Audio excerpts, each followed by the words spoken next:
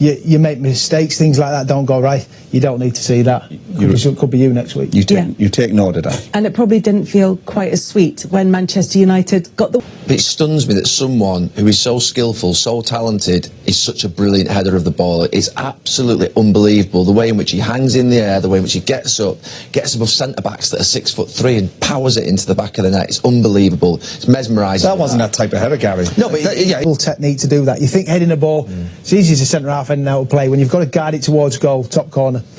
807 career goals now for Cristiano Ronaldo, which is a little bit complicated, but of the FIFA verified goals, because in the early days there were some discrepancies in the record keeping. But look, in the most recognised statistics, he is the best goal scorer, forget about most FIFA prolific and goal all scorer these. of all time. That's a lot of goals. That's a lot of goals. It's a lot of goals. And the hardest part of football, we've all played at a decent level.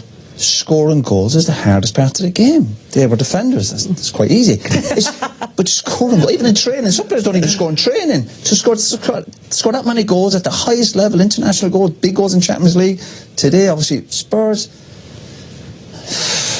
Greatest football player of all time. He's stubborn. And he measures that by the numbers, doesn't he? Of course he does. I mean, honestly, he is so single-minded, and he cannot accept knockbacks, as in being left out last week. I think that would have been something that knocks him back, because he thinks he's the greatest player of all time. I should be on the pitch every single time. That is just obscene. 59 hat-tricks in that time, only 2 of them at Manchester United. That's at the top leagues in Europe.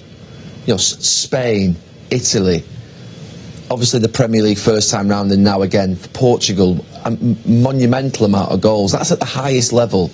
The reason, Gary, he was angry today. He did not come back to Manchester United to sit on the bench. So this idea that he can miss out a few games, obviously he can do. He's not going to play every single game, but not when it's Man City away where he feels he's being left out, or Chelsea away. They're the games he's come back to play. Today we saw an aggressive, angry Ronaldo who's upset because he's one of the greatest players ever to play the game. And he wants to put the ball in the back of the net. We saw that today. That aggression, that desire to score a goal, particularly with the winner. He wanted it more than anybody else when that ball was going to the box, and that's why the guy deserves huge credit. And it was good to see him upset and angry. Yeah, as much as there have been some questions asked of Cristiano's return to Manchester United, if you're on the opposition side and you see his name on the team sheet, are you happier if it's off than you are if it's on? 100%. Them Spurs players today would have been hoping he wasn't on it. We've seen it last week. There wouldn't have been a surprise that he was. Rumour was he was training yesterday, and if he's fit today after what we saw last week, he was always going to play. And that's what he can do. People have questioned him this season. If he gets an opportunity, I think them stats there speak for himself. He's an absolute genius, and it's all about him. He loves being the superstar, and that's why he is. We will have lots more reaction to a big win for Manchester United, and we'll put it into context of what that means in the